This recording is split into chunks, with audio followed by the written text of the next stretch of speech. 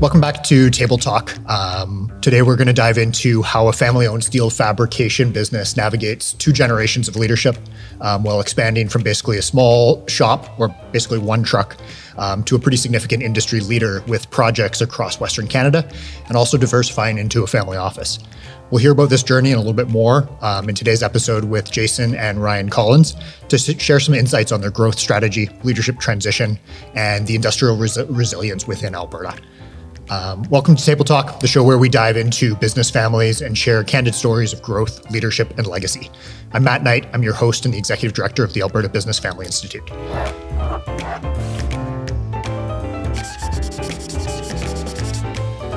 So welcome to the show. We're going to dive into this conversation, really looking at the skylines and the opportunities that have come over the years, and looking at the business that was founded by your parents, Paul and Karen Collins, back in 1984.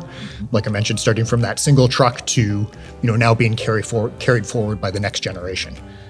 In 2012, the second generation, so yourselves and I believe some other family members, took over a buyout. And then in 2017, they created Collins Capital, which is a single family office now led by their sister Kim and her partner Tony, I believe. Yeah. So Jason Collins is the president and CEO, and Ryan Collins is the vice president. Thanks for joining us and welcome to Table Talk. Thank you. Thank you. So, Jason, how about you kick us off? Give us kind of the 60-second pitch. Why, what is Collins? Why do GCs keep on calling you? Okay. Well, I think it goes back into the 60s with our family. My dad's older brothers, there was 4 of them that came over, set up 2 separate companies. I think they focus mostly on miscellaneous metals. And so they've been in the Edmonton market for a really long time, and they established relationships early, very likable people. My Uncle John was highly focused on being a professional and fitting into the culture of Alberta. And when he brought his brothers over, he demanded that they look, walk, talk like Albertans, being from Newfoundland. So that was a bit of a challenge. So he had high standards for his brothers and did a really good job, and they developed very successful businesses themselves and relationships. And my dad came over, I believe, for a short period of time, worked with my Uncle John and my Uncle Mike, and they really just set the tone for him. My dad, I think, moved out here when he was 16, so that's pretty young. He was, I think he was in university when he was 15. Did that for a year, didn't like it, and then came out here and really started working. I think he graduated when he was 14, high school. Yeah, I think he skipped a grade, and they only went to grade 11 at that time in Newfoundland. So he's done school really early. Yeah. So I think he had good mentors. And I mean, back in Newfoundland, they had a general store, and my dad was working when he was probably 8, 9 years old in the general store, probably sacrificing a lot of things that kids would enjoy, like playing. So he had a bit of a lost childhood, served him well, and I think he really appreciates that, and he worked really hard so that we could enjoy the things that maybe he didn't have to the degree that most children would have. He was the youngest of 14, so there was a big gap in age, 20 plus years between top to bottom, I believe. So he really was raised by his siblings, and his parents were quite old by the time he came along. So so that kind of entrepreneurial family would have started much before Paul and his generation. Yeah, he would have been seeing that when he was probably 6, 7 years old. Yeah. So it was just part of his DNA, really. Yeah. Okay. And Ryan, if you kind of rewind back to 1984, I know we were all quite young then, but what kind of gap do you think your dad saw when he decided to kind of launch that first truck? And maybe even thinking back, like, do you know what kind of role your mom would have played in those early days? Right. Yeah. Just remember the trucks coming home, the welding truck, and getting to ride around in that a little bit, and they were both really, really hardworking. So Dad was working every day, all day, and my mom was very supportive in assisting wherever need be in the business. And she was a major contributor to to Collins Steel, and so my father in '84, I think he was it '83 or '84, he had Collins Welding, and tough times at that time, and wasn't able to make that work, and but he didn't give up, and he started Collins Industries a year later, and just through just a ton of hard work and perseverance and no quit in him, was able to make it work. And it's hard to imagine, dealing with interest rates that were 17 to 20% or something back then, and it's hard to imagine how the numbers, or even like how that's even possible to deal with, right? So, and I don't know if it would be today, really. But, trying to make it work with, even what interest rates are right now are challenging for lots of people. Mm-hmm. Yeah. So back in '84, I was only 7, so didn't have a lot of understanding of what was really going on, right? Yeah. Getting into the earlier '90s, I got more exposed to the business. Jason would have had more exposure to even the first little shop that we had before we moved to the current location. Okay. Yeah. So this maybe takes us back to kind of some of those childhood experiences, early, maybe in that first shop or moving to the second one. Mm-hmm. Kind of what's some of those memories that kind of come out, when I first asked that for either one of you? Yeah, I just remember it being really exciting to get a look at it, right? Like, this is where Dad works, right? So to get to go see the shop and the equipment, and exciting just to get a little bit of insight as a young guy as to what Dad does, right? And where he's spending most of his time. He was quite resourceful, because the first shop that he had, I think he had one out in St. Albert before.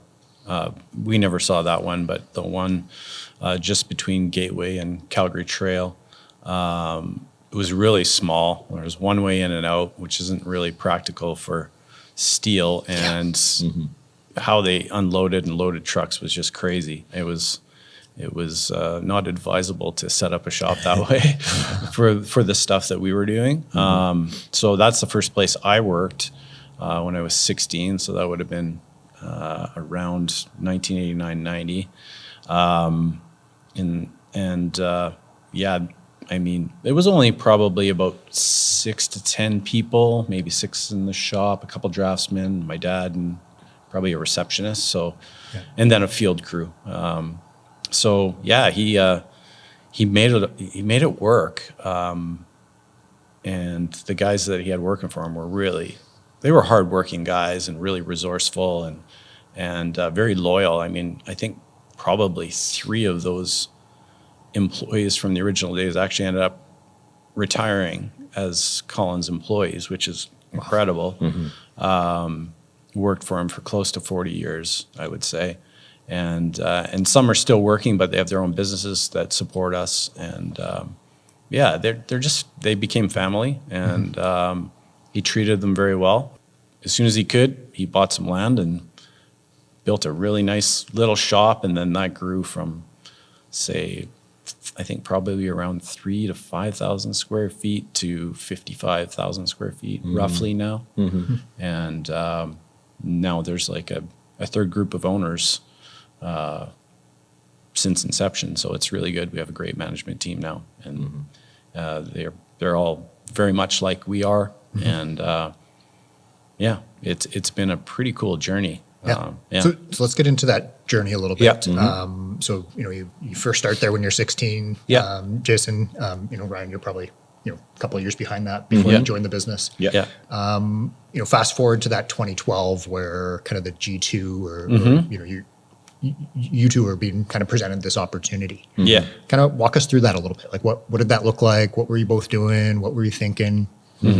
Yeah, it was a lot to try to get my head around. I think Jay probably had a bit of a clearer picture looking long term on what that might look like. But for me, I was,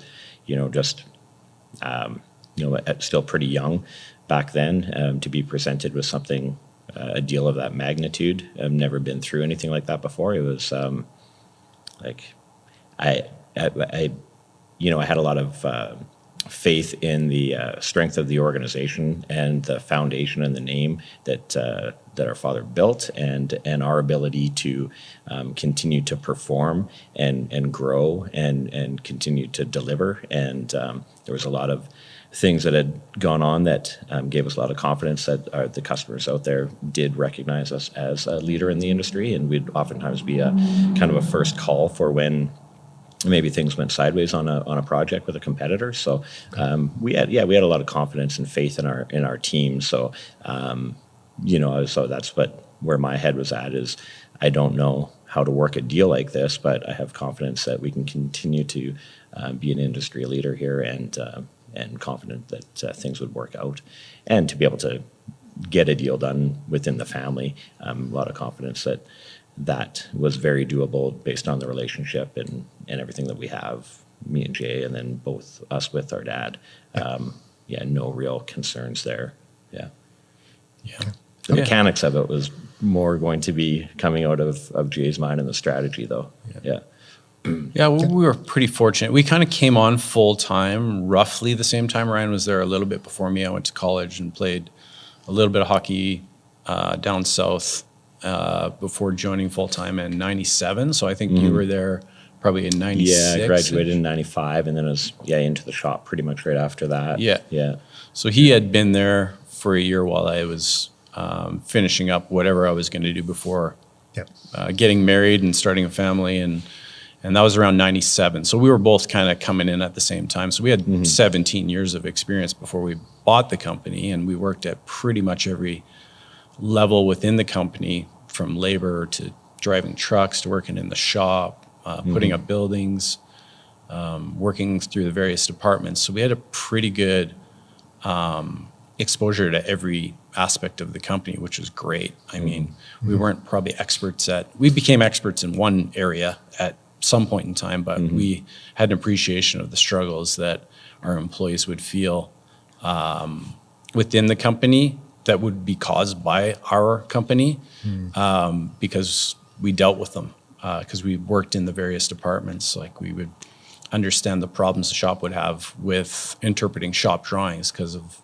maybe not standardized controls in presentation of drawings. Different detailers would present them differently. So we had to kind of listen to each other and create an internal customer focus, even from the shop to the field. Shipping is a very important thing. Oftentimes gets neglected. The shop can say, I just got to get it out, but getting the right stuff out in the right order became way more important, because really where you don't have a lot of control is out in the field. If you don't organize it for the field, you just bleed money, and just rather than just passing the problem on and say, I've done my job, I've gotten it out. But if it's not right, it's like sending furniture without instructions. It's very difficult to organize and make hay out there. But it's that was a really good thing, whether it was intentional or unintentional. Our exposure to different aspects of our production line was really good for us. So kind of having seen everything within the organization, you had probably pretty good respect and relationships with other people within the company that you've worked with throughout the years. For sure. So in kind of like family business research or literature, there's typically a model called the 3-circle model. It's as complicated as it sounds. It's 3 circles, and one of them is ownership. And they both kind of represent different mindsets and different roles that you play. And stepping into a new circle has its own challenges and opportunities.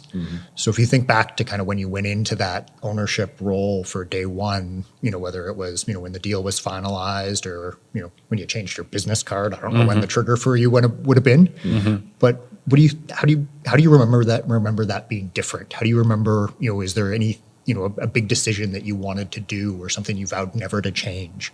What do you think about and I know that was a very long, complicated question. No, but this is a pretty good question, actually. Yeah, as far as the transition, we pretty much were carrying on as we had been operating for several years prior, right? Because our father was, he had committed, I think, as well to letting go of control and trusting that we were, he saw this coming, and he had a high level of trust in the team. So so nothing really changed as far as operationally.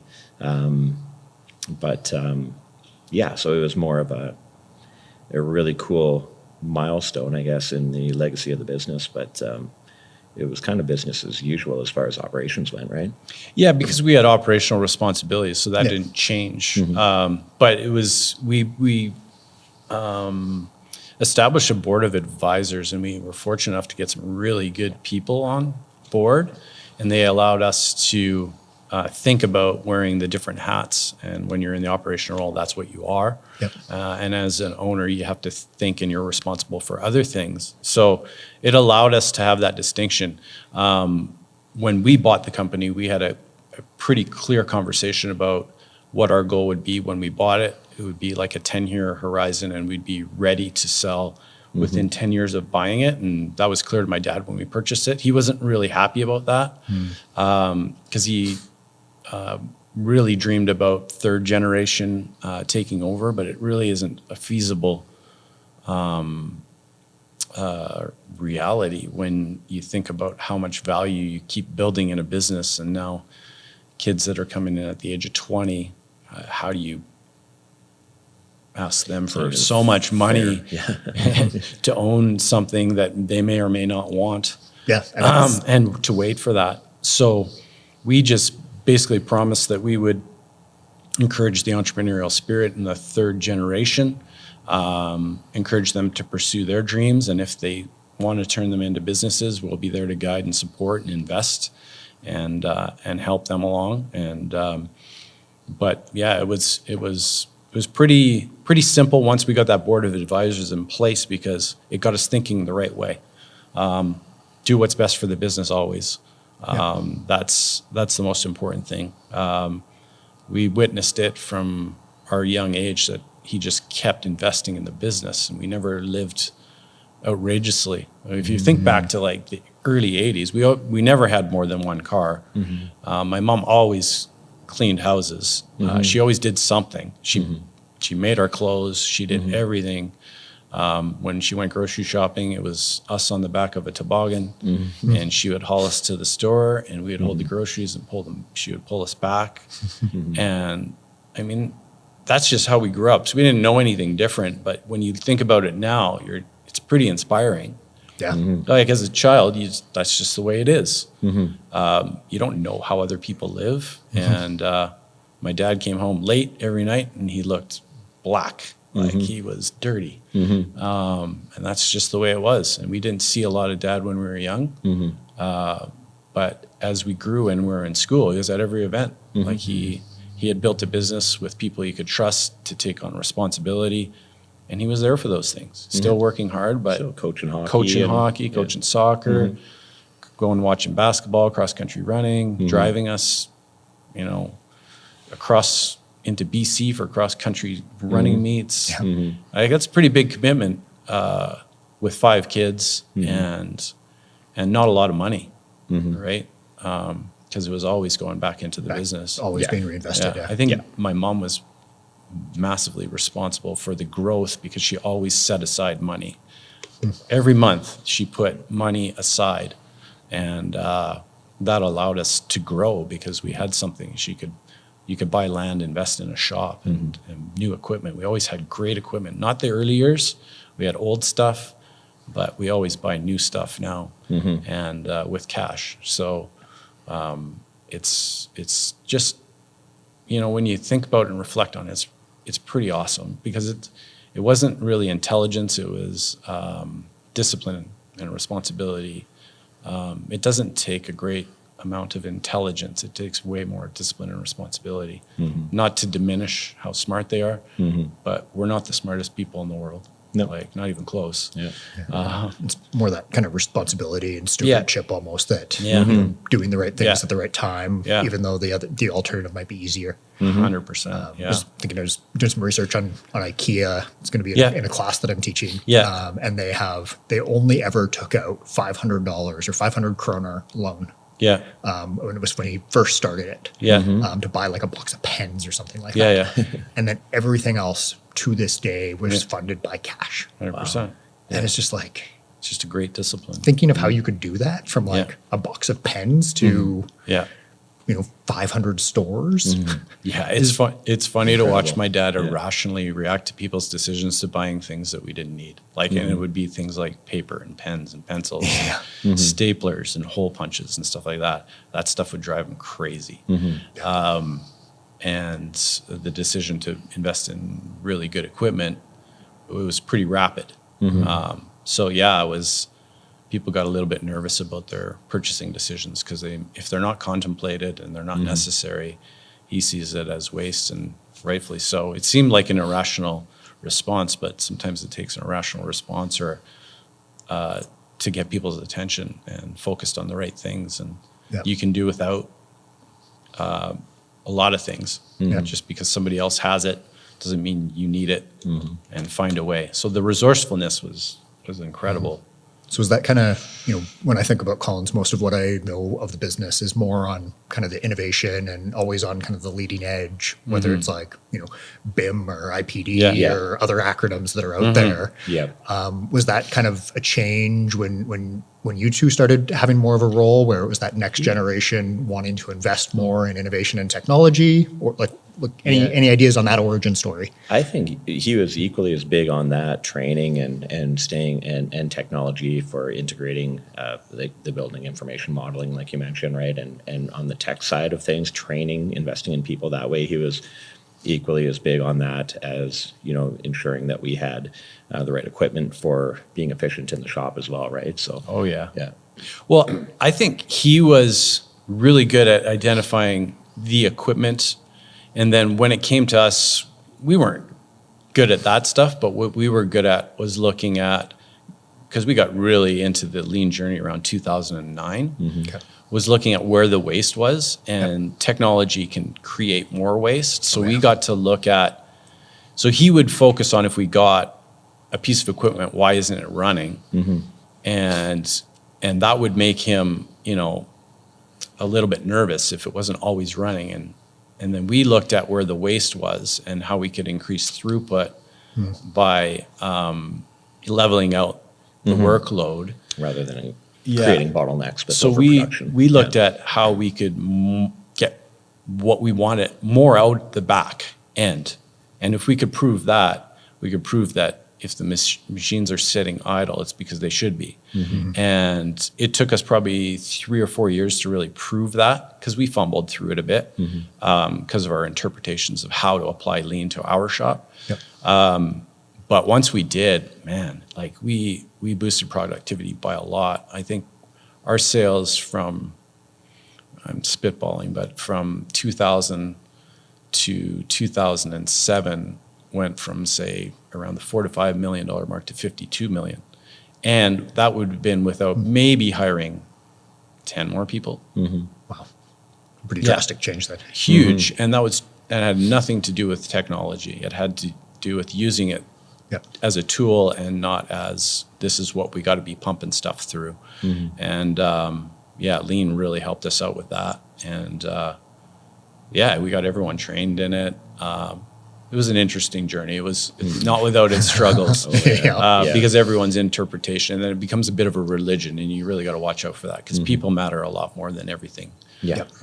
So you can't use it as a religion, and that's what it can become. So I think the guys have integrated those things. Now they're just natural. So I remember it felt like we would, get so far down the line and then almost reset and then try again and reset, because it's easy to get attracted to the principles that make sense in lean, and then we have to understand that there's a lot of different generations in the shop, different mindsets, different level of maybe adherence to some of these principles, or understanding or believing in them to be true, right? So so the culture piece is huge. So that would be the recommendation, is just really focus on the communication up front with the team, and try to get a sense of what is the receptivity amongst the group overall before trying to just implement these processes, right? But I think all in all, I mean, it went really, really well, and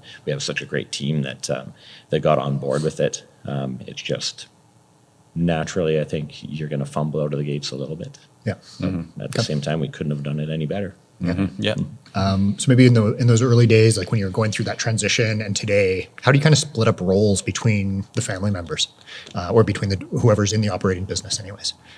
Well, interesting. Like, through our board of advisors, we came across a great way of identifying, skill sets and aptitudes and stuff like that. So basically, just once you identify those, you have a common language or understanding of how people need to be communicated to, and you just put them in an area of strength, and that's it.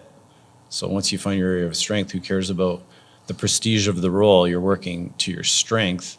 And if you can do that with your employees, it takes humility, because a lot of people focus on position rather than effectiveness. So we just found out a lot about each other. It was fun. What were they called? Those personality things that we did? Some type of profile? Disc profile. Disc profiles, Yeah. So we did that. Should remember that. But we all did it, and we had a lot of fun with it. And we read each other's, and we started, as a management group, understand that. We started, before hiring, we put a lot of people through that just to understand what are they saying in the interview, and what is their work method. Yeah. And do they align? Because some people will interview for a position rather than to be put in a place where they can succeed. So once we did that, like we had obviously over the years had people elevated to places where they were ineffective because they were so good where they were before. Yep. And that's a very common mistake in business. So we're okay with overpaying for the position if you're really productive. So that's something, I shouldn't say we're okay with that. It's just the reality. You're better off overpaying because you elevated someone and then putting them back in the previous position and paying them the same. Yeah, pay them for results, not position or title. Like it's not great management, but it works better than riding out your losses. Yeah. So let's maybe dive into the family office a little bit. How did that come up? Like where was the origin of that? What does it look like today? Who wants to start with that? We're not involved other than advisors and or consultants or partners in that. Okay. It became because when we purchased the company, my dad had cash to invest, and he had a daughter that was really bright, and her husband's really sharp too. And they had a vision to grow in other areas. So they started another company, which is doing quite well, I believe. And my dad just loves working with family, and why wouldn't you? Yeah. So it just really was the thought, well, I want to do more. I've got all this money now, and I don't have any desire to spend it. I'd like to grow it. And he had a vision for the grandchildren at the time. So I think that was probably the inspiration. Is something that would be around as a legacy piece to Colin Steele, because he was uncertain as to what would happen when we bought it, because we told him it's a 10-year horizon for us, and it ended up being 12. Yeah. Which is fine, but we stuck to plan. We always looked at it and said, this is what we got. And we told them we're not selling it to our kids. Yeah. Or any of our siblings' kids either, because they won't be old enough. And so that was our commitment to the industry. And we would, if you don't put a timeline on it, you end up working until it's too late to make a plan to succeed the business. Yeah, and also we're a very engaged management group that was very entrepreneurial, that wanted to better themselves and invest in themselves. That's essentially what they've done. And they did great. So last year was their first year on their own as an ownership group, and they just did awesome. And we expected them to, because they are really good, handpicked by us and my dad. We got some great legacy employees from my dad. Like, they're a bunch of misfits for the most part, but he saw something in them, and we're not flashy. They're not flashy people, or they're just humble, hardworking, quietly, humbly intelligent people that just actually do so much better than everybody else's, I think, because of their ability to work together. So maybe Like, so if we look at the details there a little bit, so Yep. you said it's now the third generation Yeah. or third generation of owners, not Yeah. necessarily family members. Yeah. Could be Colin Steele family members. Yep. What did that look like? Was it an ESOP? Was it a management buyout? Like, what did that deal look like? And what was the thought there versus It was a going- management buyout. Okay. Yeah. So it wasn't an ESOP. We kicked all of those ideas around. But for Ryan and I to exit, we wanted to exit. Like we wanted a significant chunk. We didn't want to sell 10%. We wanted to transition majority ownership. That's really a big psychological piece for both us and them. They own a bigger stake. They're fully engaged. They knew the story of how we did it because we essentially had a 10-year horizon, which we had the ability to pay out in 5 years, which was great because we kept reducing debt. And they're on the same path as we were 10 years ago. So they will have our level of success or more, and we hope more, definitely. Yeah. We want the best for them. We believe in them. And it was clear from the get-go that they were in the right mindset. So, yeah, it was pretty simple. Pretty simple. They took out a bank loan. They put in some equity. Yeah. They took on the risk, and similar to what we did when we bought it. And after 1 year, they reduced a significant chunk of debt, like we did. We had it written out. Like our intention was to pay it back in 5 years. But anniversary dates I had of this is how much because we had, interestingly enough, we had 3 different loans to pay out, just because of the amount of companies that we were actually buying. Okay. And we paid out the first loan after the first year, and we put exactly that much money towards my dad. So he kept getting cash. So that's why Collins Capital kept getting cash. He needed something to do with it. Yeah. And he has more ambition than just handing it over to a portfolio manager. So Yeah, and he's not going to buy a new car or another new car. He'll always buy a new car, but it's never really that braggadocious. No. Yeah. So I'd say from a legacy piece as well, it just felt really good working with the management team and the guys that had put so much hard work into the organization for so many years. We did talk to other interested parties previous to that, but felt really good that when we realized that it was very likely going to go the direction that it ended up going. Okay. Yeah.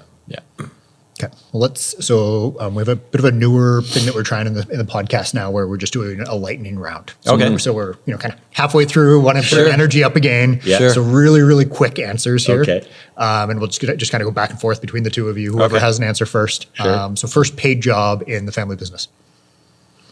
Mine was organizing bolts, which seems silly now. I was getting paid very little, but there was just pails of bolts on the floor, and I was, without any experience, supposed to match everything up because my dad saw it as money. Yeah. And, I didn't really love it, but I did it. Yeah. Were you paid by hour or by Paid bolt? by the hour. Yeah. Piecework, he might have done better, I guess.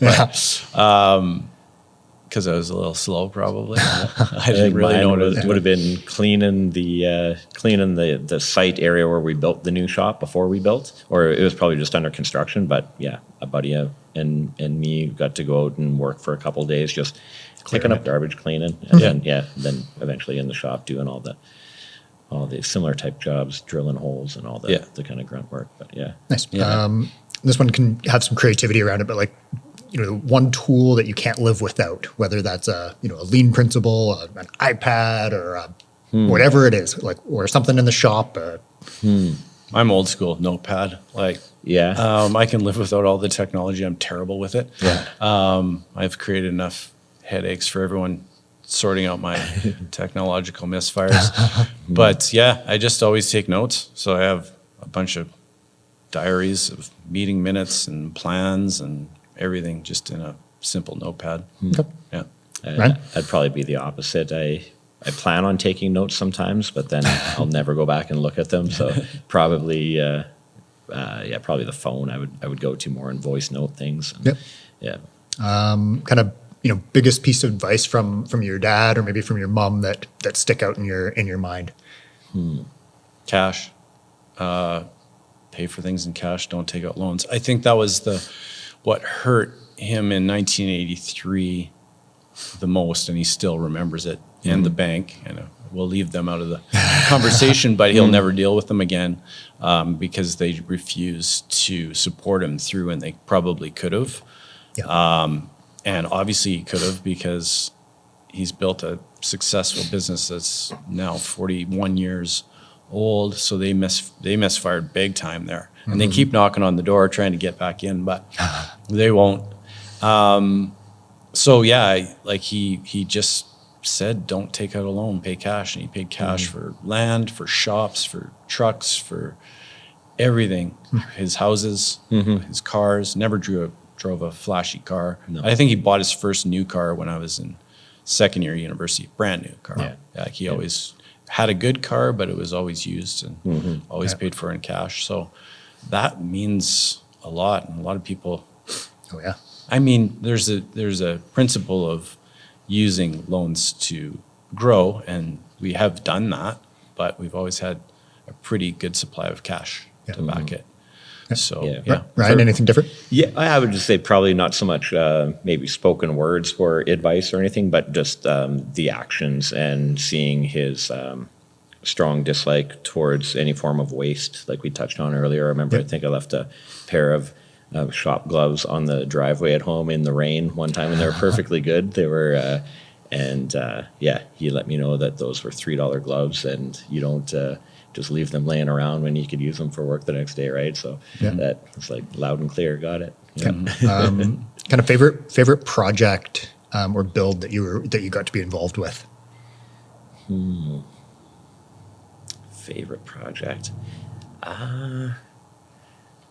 I don't know. I think about, like, Jay was on site doing the install, so he had better exposure to the actual project going up. I got to go to the Windspear Center when we were hanging some big rods, and I didn't work in the field because I was afraid of heights, so I preferred the shop floor.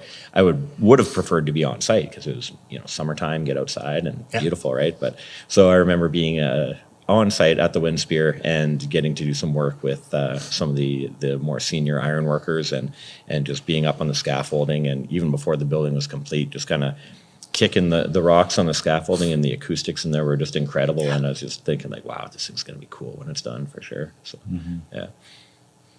For me, like, I think the most fun thing to talk about is the succession of the business from my dad to us, and how that deal came together, and how many things we had to consider.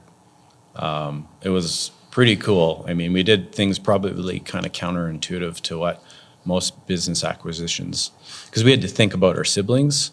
Okay. So we had a valuation that gave 3 ranges of value, and we paid the max value, so that we would never shortchange our siblings in their inheritance.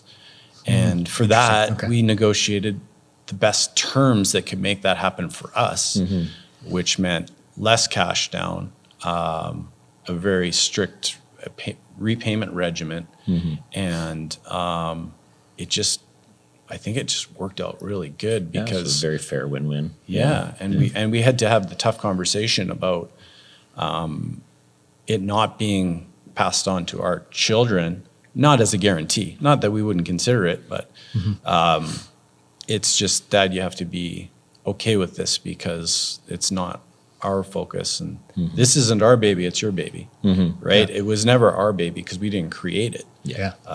So that was pretty cool that it even happened. There was so many moving parts, but being transparent and honest was the most important thing, and considering people that were outside of the deal, our siblings, our mom. Well, she was in the deal, but she was kind of not involved in the inner workings. But we had to consider all of those things, and it felt really good. Like, it felt peaceful. Like, it was a peaceful transition. Nobody fleeced the other guy, and we were able to capitalize on that experience with the next transition, which is our management group, by taking a very similar focus, even though there's way more parties involved. We had to balance those things so that it was doable for them, but we knew it was done in the past. We had just lived it. So it's a very similar deal. And I don't think a lot of acquisitions go that way. They usually go, somebody gets a little bit dissatisfied. And I think there was almost complete satisfaction in both the deals. There's always things that one party would want a little bit more of, but what they got in the terms side balances that, more than balances it. Yeah. So terms to me are so important in a deal. And There wasn't too many highly contentious issues. There was, once we disclosed everything, our intentions, what is most important for you, Dad? We hit on those things, and it went really good. So five siblings, and it was just Yeah. the two of you who did the Yeah. buyout. Yeah. Okay. Yeah. And then how did that? You said that you balanced the terms to make sure it was fair for Yeah. the long term and for payment terms and Yeah. valuation. Tell me a little bit, like, how did that relationship dynamic play out between the two of you, your parents, and then the three other siblings? Well, for Ryan and I, first we had to discuss, like, I had to know how in he was. Yeah. And so we talked a lot about how much it meant to each of us, because I was willing to do it if he wasn't. And I just wanted to know exactly if he was comfortable or not, not to do something that he didn't want to do. Yeah, he had to be in, right? And so once we got that established, it was very easy. So we went in basically 50-50. And we had another sibling that, Kim, our sister, who really actually wanted in. And Ryan and I were like, well, and maybe we're a little closed-minded at the time, inexperienced maybe. We just didn't see how it made sense to have another partner that wasn't going to be involved in the operations. But now I can see that it may have made sense. It's worked it out. And it was a couple of discussions with Kim, who's just an unbelievable human being. So it was very reasonable. pretty easy to get there. But it was a non-starter for us, which is maybe too big of a foot to put down. But at the time, pretty young, inexperienced with that stuff. And I think it overall was the right thing. I think it was the right thing. Yeah. She found her role now in Collins Capital, and Yeah. with her background in real estate law in Vancouver on major development projects, and just a natural fit in what she's doing now. Yeah. there on the Collins side. So worked Yeah. out awesome. Yeah. And we thought we're working. It maybe not the best logic, but I think it was pretty good for the time. I mean, we didn't have enough experience to see it the other way. Yeah, well, and it's a pretty complicated space of like that fair versus equal. And, Yeah. You're all siblings, Yeah. but some are in business, some are out. How do you balance all those factors? Like, it is complicated. It is. Yeah. It is. So maybe with those complications and, kind of some of the other dynamics that you've gone through, and how, kind of being at the, going through a buyout like that, or the head of a company, can sometimes make you feel a little bit lonely and needing some conversations and support sometimes. Let's dive into that. Like, where did you two go throughout this journey for kind of that outside perspective? You mentioned the board, for that accountability. Like, did you do, peer forum, CEO roundtables, local watering hole? Like, what helped you through that? Yeah, a little bit of a few of those probably. Yeah. We had board in place for a little while there that helped. Both had experience in. I was in the entrepreneurs organization for about 8 years, Nice. so had that as an outlet with good peers there to navigate some of those conversations. So those would probably be the two big ones. Probably my time in the entrepreneurs organization would be the natural place to kind of get support that way. Yeah, sharing those experiences with peers in EO, and then working with your board. for sure. Yeah. Well, that for sure. Like, I did that as well. And I really think it wasn't never lonely at the top, if you want to use that term. I think a lot of CEOs and presidents may say that, but honestly, we were working with our staff. Like, we were like, if I had a responsibility in an operational role, I was not even their superior. I was their supplier. So they were my customer. I was kind of heading up project management and estimating, and then overall operations. So we just worked together. So I deferred a lot to the talents of our department leads, and even the guys on the floor, our shop supervisor, our field subcontractors. We had to serve them. So we always kind of looked at it as if I'm in operations, I got to be effective, and they're my client, and I gotta treat them that way. So it wasn't really about authority. It was more about what am I responsible for. I mean, when it came to authority, we had group discussions about who's going to be responsible for what. Yeah. So, yeah, that mindset helped a lot, and that was obviously a lean Yep. principle. So we really, really liked how it humbled you. It wasn't like pulling rank, because as soon as you do that, you'll drop a ball and you'll eat it if you don't have the humility to say, you know what, this was my responsibility. I said I would do it. I didn't. That's not on you. That's on me. I'll be better. And I think that that mindset really helped us. I mean, we were just working together. I never really felt like I had any authority. Yeah. Well, it was a pretty wanna wield on close people. family unit, I would say, and it was not a lot of ego there. A lot of trust and respect and honest conversations. So, relationship being so strong that it was safe to have open, honest conversations, and not, like I said, not a lot of ego. I don't think from any of the key guys that we had working with us. So So you had kind of your leadership teams and the people who are now the owners really helping you through a lot of that journey as well. Oh, big time. Yeah. Yeah, we had Rob step in, say, 6 years ago. Maybe it's 7 now. Bad with timelines. It's at least 6. And he was to come on as a VP, but he was president within 3 months, really, like operating as a president. He's formally president now. We thought it would be probably a good 12-month transition, but he just knew everybody already. He didn't necessarily know our market, but he quickly adapted. He's just a really, really smart guy. And I worked probably part-time for 3 months, and then after that, it really wasn't necessary, other than old relationships with clients they would call, and I could make some introductions and or ensure them that the new guys had it. And it's been pretty seamless. They've done an amazing job. Yes. And then Ryan, so this, maybe some of that peer experience maybe led you to found or co-found a project called Longship. So it's a men's, peer group. Both, Jason and Paul and myself and you are all kind of members within that. What gap did you see, and kind of what led you to helping to build Longship? Yeah. Maybe tell listeners about what it is. Sure. Yeah. I had been talking with close friend of mine, Cody Lakevold, for quite some time on what we may be able to do together.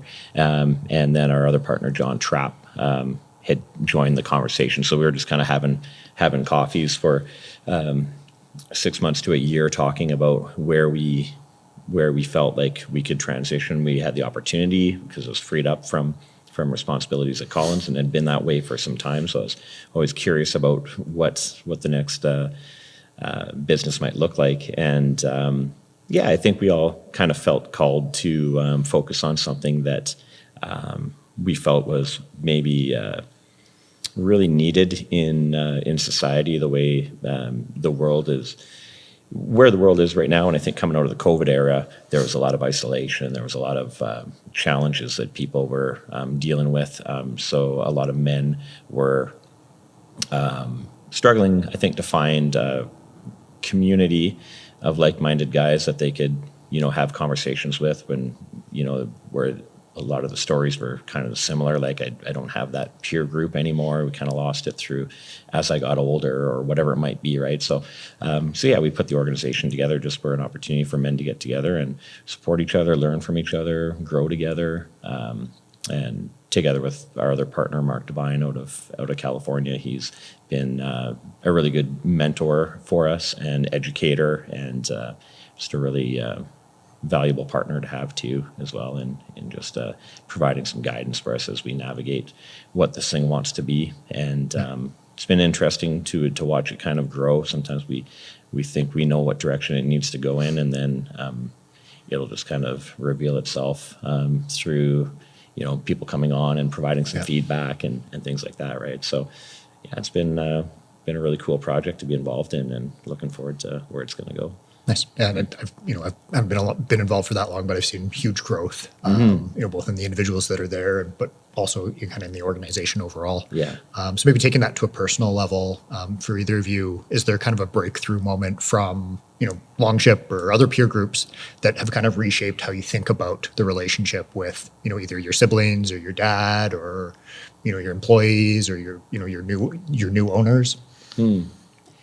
Yeah, I think just being on the journey of wanting to kind of take in, I guess, the lean approach, continuous improvement to your own personal development, right? I've had the opportunity to meet some really interesting educators. So I think just focusing on the things that have probably tripped me up over several years, like the cost of being judgmental towards others and how detrimental that is both to yourself and to that individual in relationships and things like that, and just trying to apply those mindsets to ensure that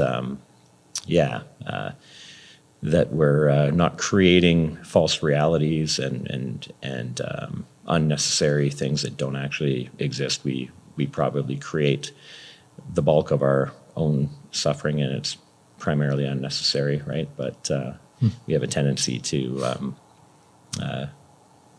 create that stuff. So just really fortunate to have like a guy like Mark Devine you've met, right? And he's provided some of that education for us and opened my eyes to just new ways of thinking. And Nice. Yeah. Jason, anything to add? I forget the question, but Okay, I got another question that I typically try to ask Go for it. everybody on this show. Yeah.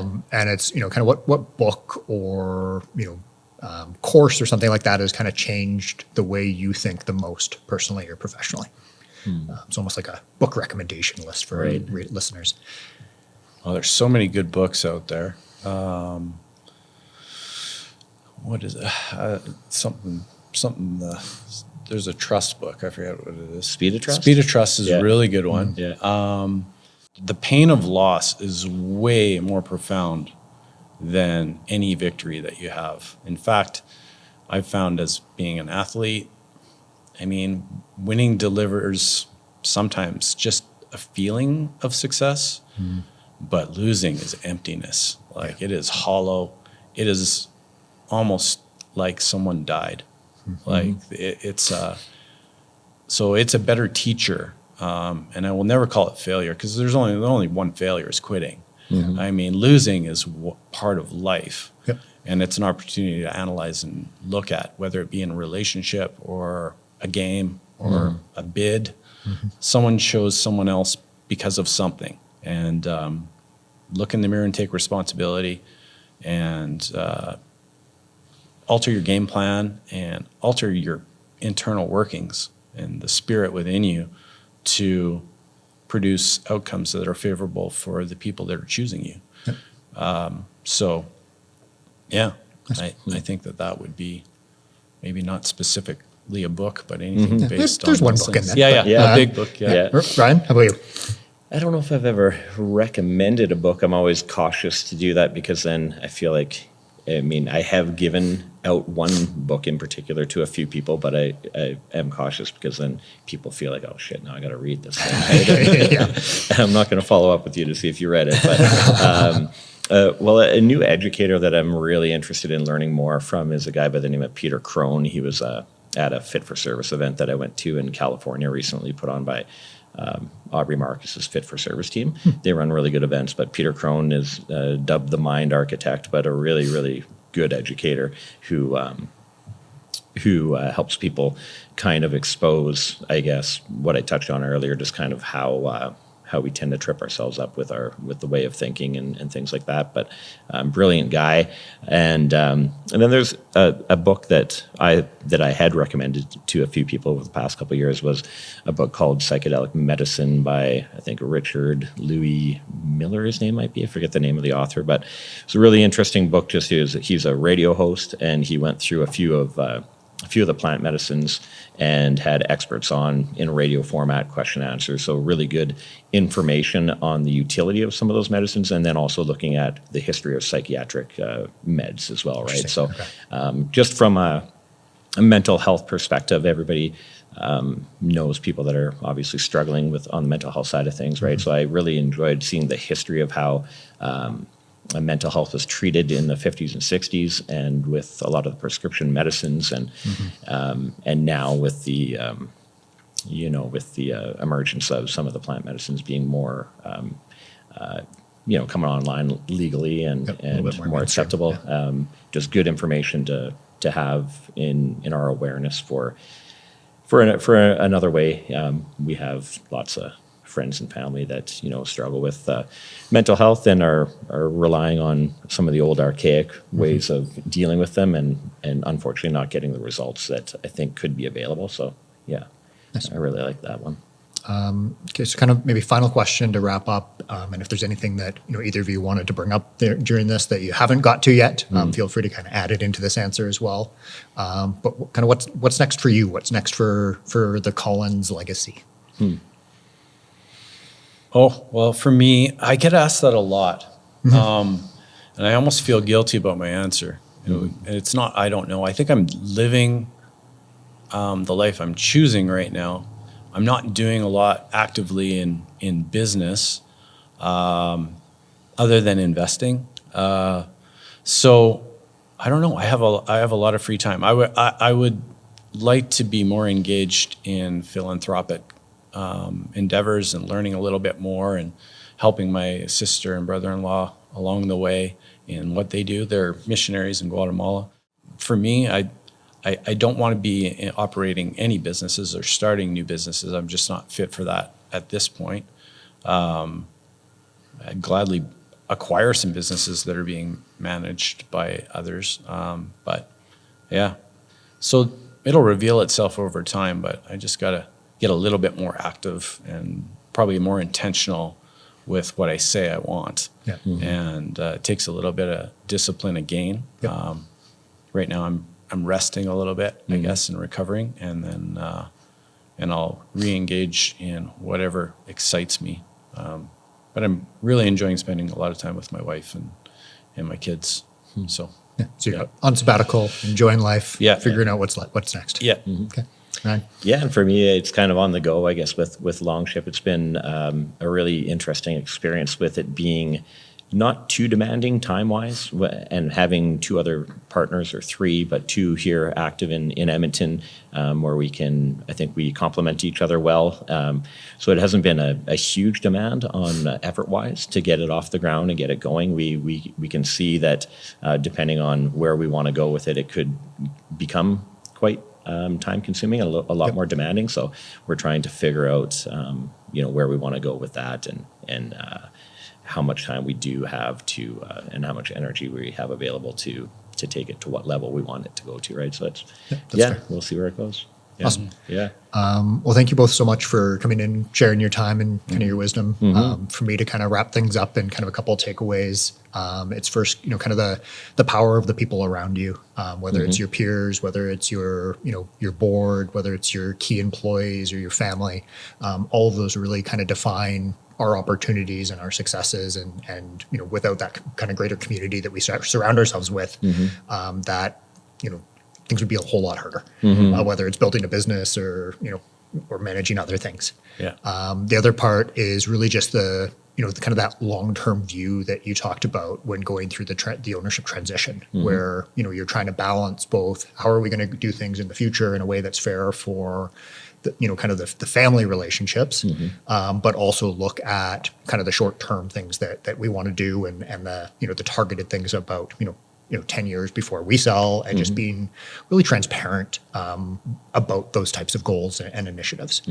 And then finally, I think it's just really the whether it's IPD or AI, which we didn't really get into, or whatever it is, it's not necessarily a new tool just to put in. It's how do you build that into the system that you've built over the years, and how do you make sure that culture and the emotional side and the feelings of the team that you've built within the company are able to adapt to that. So those changes that you put in are really only as good as that execution and the culture of that organization to absorb it. Yeah, exactly. So again, thank you so much for being here today, and for sharing every kind of the wisdom over the last hour. Perfect. Thank you again. Thanks, man. Thanks for having us. Appreciate it.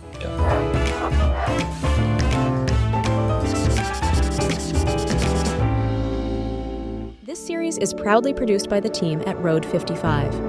Road 55 creates content that connects. For more information, visit our website at road55.ca.